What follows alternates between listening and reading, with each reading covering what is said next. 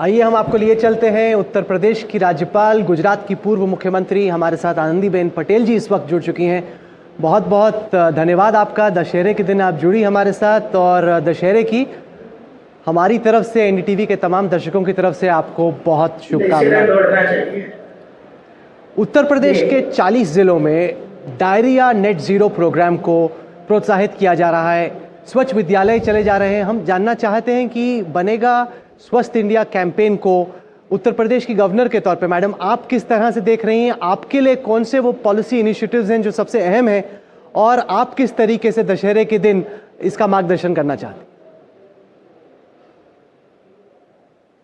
पहले तो मैं आपको बताऊं, आपका कार्यक्रम मैं देख रही हूं और पूरा कार्यक्रम आप इंग्लिश में कर रहे हो।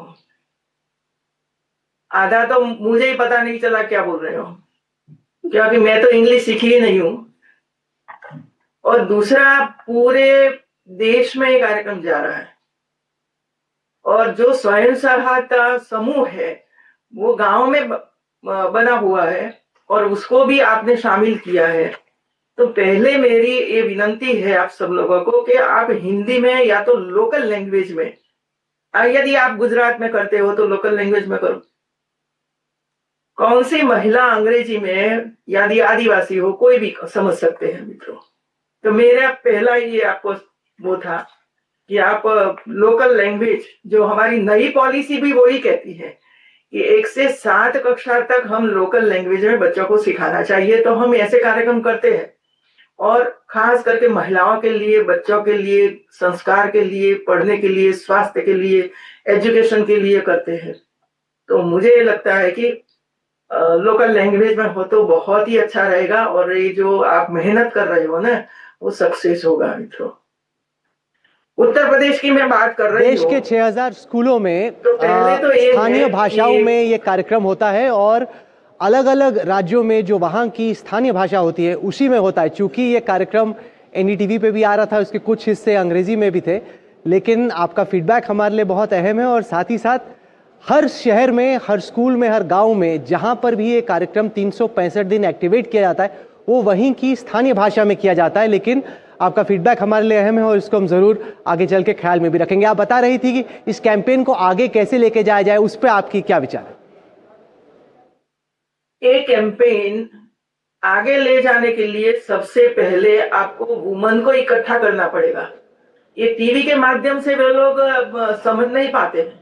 यदि 50 महिलाएं, 100 महिलाओं को आप इकट्ठा करिए, उनके सामने ये विषय रखिए, उसका क्या प्रॉब्लम है वो आप सुनिए उनको। आपने जो सब मशीन वगैरह वगैरह दिखाया, अब आप देखिए कि गांव में एक कमरा या तो एक छोटा सा कमरा होता है, इसमें 10 लोग रहते हैं और 10 लोग रहते हैं तो इसमें साधन कहां से आएगा। और दूसरा, आदत डालनी चाहिए महिलाओं को, माताओं को कि इसी तरह आप इसका उपयोग करिए, तो ही वे लोगों को समझ में आएगा। तो आपने टीवी के माध्यम से काम शुरू किया है तो अच्छा है लेकिन जो समझदारी, जो महिलाएं हैं जो समझती है वो काम कर सकती है। मैंने तो गांव में काम किया है, गांव के लोगों के साथ, महिलाओं के साथ में बैठती हूँ, आंगनवाड़ी में जाती हूँ। आंगनवाड़ी की कार्यकर्तियों को पता नहीं है कि क्या करना चाहिए, जो हमें 3 से 6 साल के बच्चों को सिखाते हैं। गर्भवती महिलाओं के साथ बैठती है तो क्या खाना चाहिए उसी समय। दूसरा, सरकार उसको पैसा देती है कि भाई 9 महीने तक आप हमें पैसे दे दे रहे, उनकी भोजन बनवाइए, लेकिन कैसे बनाना है, कौन सिखाएगा उसको।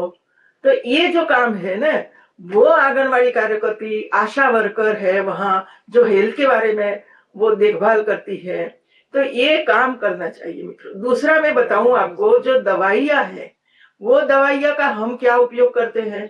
दवाइयां सिर्फ न सिर्फ एलोपैथी की दवाई उपयोग में आती है, क्या छोटे बच्चों के लिए हमें होम्योपैथी दवा के उपयोग नहीं करना चाहिए, वो भी स्कूलों में देना चाहिए। और तीसरा है जो हमारी आयुष, अब भारत सरकार, राज्य सरकार ने कितनी दवाइयां बनाई है और इतनी अच्छी अच्छी दवाइयां बनाई है, नया नया डिपार्टमेंट शुरू किया है। लेकिन आप नीचे देखो तो ये आयुष की जो दवाइयां है वो रोग का परमानेंट सॉल्यूशन लाती है। तो ऐसे काम भी वहां होना चाहिए, इसमें आप ऐड करिए ये सब कुछ। जी आनंद तो बहन जी। मुझे लगता है कि सही मायने में महिलाओं तक ये पहुंचेगा। दूसरा है कि जो मैं चाहती हूँ और मैं करवाती भी हूँ यूनिवर्सिटी में खास करके, कि बच्चे का जो डेवलपमेंट होता है गर्भ में, तो 1 महीने से लेकर 9 महीना तक कौन से विभाग बच्चे का ये डेवलप होता है, और उसी समय उसको क्या खाना चाहिए, क्या सोचना चाहिए, क्या पढ़ना चाहिए, कैसे संवाद होना चाहिए घर में, ये स्थिति आपको दिखाना पड़ेगा। जी। तब जाकर एक गर्भ संस्कार का काम भी इसके साथ-साथ होगा, क्योंकि हमें पता ही नहीं है। घर में तो वो दारू पीकर मारपीट करते हैं, आज भी मैं देख रही हूँ मित्रों। तो ये स्थिति का इस स्थिति को कैसे हम दूर कर सकते हैं? जी आनंदी बहन जी, तो पहले ये तब होगा जब एक परिवार जुड़ जाएगा। जी नमस्कार आनंदी बच्चों को बहन जी, मैं अच्छे आयुष। संस्कार देने के लिए परिवार को जुड़ने की जरूरत है। पति को पता ही नहीं है कि आज उसको 6 महीना हुआ है तो मैं उसको ये खिलाऊं। और बिल्कुल। जी जी आनंदी बहन जी, पहले आप टीचर थी, फिर नेता बनी, फिर मुख्यमंत्री, फिर राज्यपाल। आप देश की एक अहम महिला नेता वही हैं। देखो, अपने सफर में आपने क्या देखा है, खासतौर से हाइजीन का नाता महिलाओं से कैसा रहा है? हाइजीन में तो मैं क्या बोलूं, पता ही नहीं कैसे हाइजीन हमें रखना है हमारे घर में, स्वच्छता कैसे होनी चाहिए। और इसी वजह से उत्तर प्रदेश में मैंने 50,000 आंगनवाड़ी में 30-30 हजार रुपया की किट दिलवाई है, और इसमें नेल कटर सब रखा हुआ है। ये सब मैं दे रही हूँ, क्योंकि उनको हेल्थ क्या है, स्वच्छता क्या है, कैसे खाना चाहिए, मंत्र के रूप में खाना चाहिए, शुद्ध बनाना चाहिए, पौष्टिक आहार मिलना चाहिए। क्या आपने देखा है मिलता है कि नहीं मिलता है? तो ये मेरा काम है, उत्तर प्रदेश में ये काम करना।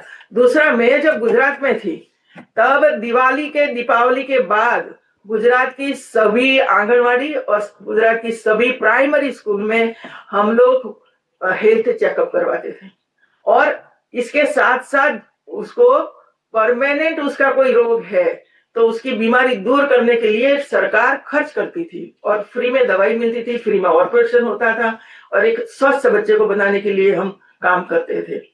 उत्तर प्रदेश में ऐसा नहीं होता है, अपने आप करो जो करना है वो। आनंदी बहन जी, आप कह रही हैं कि वो जमीन पर वो काम करवाते, आप लगातार कौन पहुंचेगा? आनंदी बहन जी, आप लगातार उत्तर प्रदेश में प्रोत्साहन और एक तरह से एनकरेज कर रही हैं इस तरह के प्रोग्राम्स को कि वो कार्यान्वित हों और ज़मीन पर बदलाव वो लेकर आएं। बहुत शुक्रिया, आप बनेगा स्वस्थ इंडिया कैंपेन से जुड़ी और आपने इसके लिए वक्त निकाला।